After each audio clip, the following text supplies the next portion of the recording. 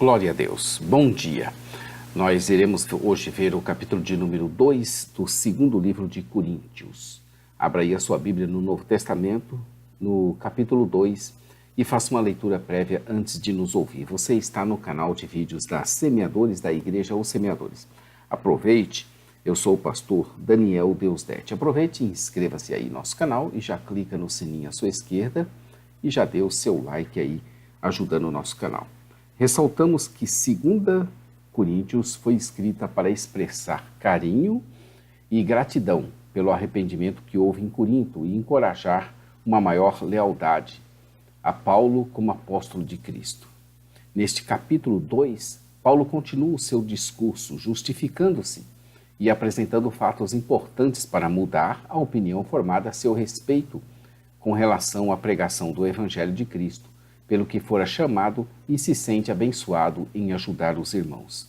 Neste capítulo, Paulo vai explicar que somos de Deus o bom perfume de Cristo que está espalhando a vida em doces fragrâncias por causa da mensagem do Evangelho.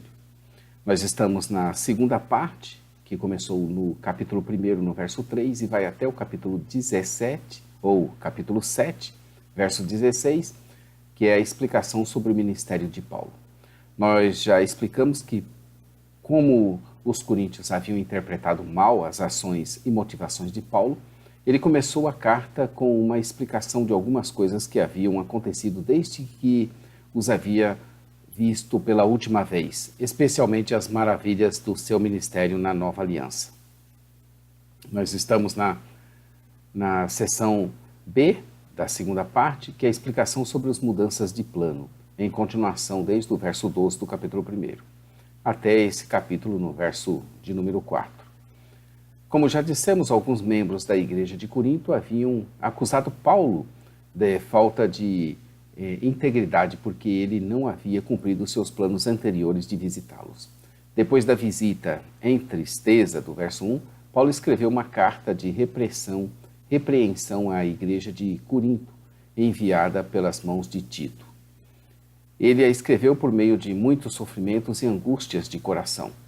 Paulo continuou aqui falando sobre o que muitos têm chamado sua carta de carta severa, que não chegou até nós, que havia sido enviada à igreja de Corinto como uma repreensão depois de sua rápida e angustiante visita a eles. O propósito de Paulo a escrever a carta severa não era fazer com que os coríntios se sentissem entristecidos, mas demonstrar que o seu amor por eles era tão profundo que ele sempre procurava o melhor interesse deles, mesmo quando significava a causar a dor tanto a eles como a ele mesmo. A partir do verso 5, nós vemos a seção C, que é perdão de um pecador penitente. Paulo tocou agora uma questão que envolvia a disciplina na igreja. Com frequência, essa passagem, o verso 5, é considerada como se referindo ao caso do homem que estava tendo um relacionamento com a esposa do próprio pai, de 1 Coríntios 5, de 1 a 8. Essa identificação é questionável, porque, diferentemente da má ação considerada aqui, a ofensa em 1 Coríntios 5 não havia sido praticada contra Paulo. E também 1 Coríntios 5 não parece ter sido escrita com a finalidade de testar a obediência dos coríntios, enquanto aqui Paulo explicitamente pretendia testar os coríntios com a situação referida no verso 9. Aparentemente, depois de Paulo ter deixado Corinto, ou pelo menos depois de Tito ter ido com a carta severa, os coríntios haviam exercitado a disciplina da igreja contra o ofensor. A disciplina da igreja não deveria continuar depois de ter havido arrependimento pelo erro. Eles devem ser os objetivos da disciplina da igreja. Os objetivos são a glória de Cristo, a pureza da igreja, a restauração do pecador. Esses têm que ser os objetivos da disciplina. Se a disciplina não envolver a glória de Cristo, a pureza da igreja, buscando sempre a sua santidade, e a restauração do pecador, que adianta? Quanto ao perdão, Paulo continuava ou confiava no julgamento da congregação dos coríntios. A presença de Cristo era um tema comum nessa epístola. Todas as nossas ações não são realizadas em sigilo, mas na presença de Cristo, o Senhor da igreja. Se tanto Paulo como Cristo já haviam perdoado o ofensor, os crentes coríntios deveriam fazer o mesmo. Isso para que Satanás não alcançasse vantagem sobre nós. Satanás pode obter uma vitória contra nós, nos persuadindo a não executar a disciplina na igreja de modo algum, ou convencendo-nos a permanecer duros e sem poder depois perdoar, depois de ter acontecido uma mudança no coração do pecador. Ou vai para um extremo ou vai para o outro. Seção D é viagem a Troade e a Macedônia, a partir do verso 12. Versos 12 e versos 13 vão falar dessa viagem a Troade e a Macedônia. Paulo descreveu de modo breve as suas viagens a Troade e Macedônia, que haviam acontecido durante o tempo em que ele estava esperando a palavra de Corinto. Troade era uma cidade ao noroeste da Ásia Menor, atual Turquia, de onde Paulo velejaria para Filipos, na Europa. Foi em Troade que Paulo havia anteriormente tido a visão do homem da Macedônia, implorando que ele fosse e o ajudasse. Está lá em Atos 16, 9. Deus havia providenciado oportunidades de pregação do Evangelho. Paulo sabia que só o trabalho soberano de Deus tornaria o Evangelho eficaz. A menos que Deus abrisse uma porta, não haveria possibilidade de nenhum trabalho ser bem sucedido. Paulo afirmava que não estava tranquilo em seu espírito, literalmente. Não tivesse descanso no meu espírito, ele diz. Paulo havia esperado que Tito o estivesse esperando em Troade, com a notícia de que a carta severa havia sido recebida. Não encontrando Tito, ficou ele profundamente perturbado. Por isso despediu-se deles e foi para Macedônia. Uma tremenda oportunidade para um ministério eficaz não fez que Paulo deixasse o compromisso principal de cuidar da igreja de Corinto e ajudá-los a resolver os problemas. Paulo continua a sentir uma profunda preocupação por todas as igrejas. Paulo provavelmente foi para Filipos, na Macedônia, e depois para Tessalônica ou Cereia, antes de Tito chegar. Atos 16, de 8 a 18, 1, descreve a viagem anterior de Paulo ao longo dessa rota. Nesse ponto, a narrativa sobre o seu relacionamento com a igreja de Corinto é interrompida até o capítulo 7, dos versos 5 ao 16, onde o relato da chegada de Tito é finalizado. Seção E, a maravilha do ministério de Paulo na Nova Aliança. Essa maravilha desse ministério começa aqui no capítulo 2, no verso 14, e vai até o capítulo 7, do verso 4, onde veremos a grandeza do ministério apostólico. Enquanto descreve sua ansiedade com relação à igreja de Corinto e o seu desapontamento por não ter encontrado Tito em Troade, Paulo se aprofundou numa longa reflexão sobre a natureza do seu ministério. A descrição que ele faz do seu ministério do Evangelho é dividida em 6 sessões, que também vão formar a nossa divisão também aqui que nós estamos apresentando. Vejamos a primeira dela, vai dos versos 14 ao 17, que é a vitória no ministério. Paulo iniciou a descrição do seu ministério em termos de um cortejo triunfal romano. Apesar das dificuldades que ele havia experimentado como ministro do Evangelho viajante, Paulo sabia que o seu trabalho estava apropriadamente descrito como um cortejo de vitória. Paulo via a si mesmo como uma parte do cortejo de vitória de Deus. Assim como um general da antiguidade liderava uma parada vitoriosa quando voltava à sua própria cidade, com os cativos que havia conquistado seguindo atrás. Paulo sabia que Deus o estava usando a fim de alcançar a vitória por meio do Evangelho. Todos os que participam espalhando as boas novas de Cristo marcham no cortejo de triunfo do seu grande rei, à medida que as forças do inimigo se desmoronam quando ele avança. Retrocessos momentâneos, como os que Paulo experimentou em Troade, são temporais. Os olhos da fé veem o progresso implacável do reino de Deus. Deus sempre nos conduz em triunfo. Deus sempre nos conduz em triunfo. A doçura da sabedoria de Cristo traz bem-estar ao coração dos crentes. É Deus que sempre está nos conduzindo vitoriosamente em Cristo e por meio dos crentes. Deus está exalando em todo lugar aquela fragrância do seu conhecimento, sendo nós considerados para com Deus o bom perfume de Cristo Jesus.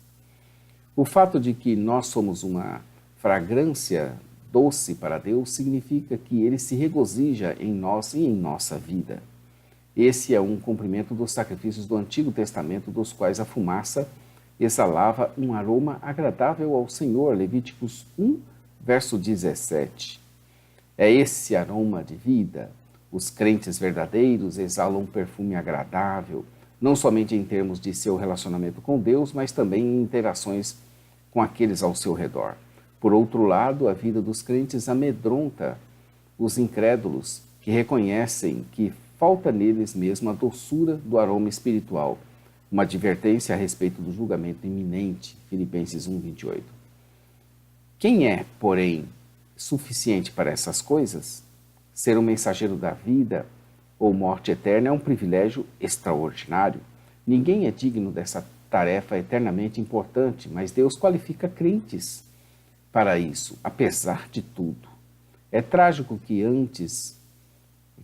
tanto antes como agora, muitos pregam o evangelho ou ensinam o cristianismo somente como meio de ganhar a vida. Isso é horrível.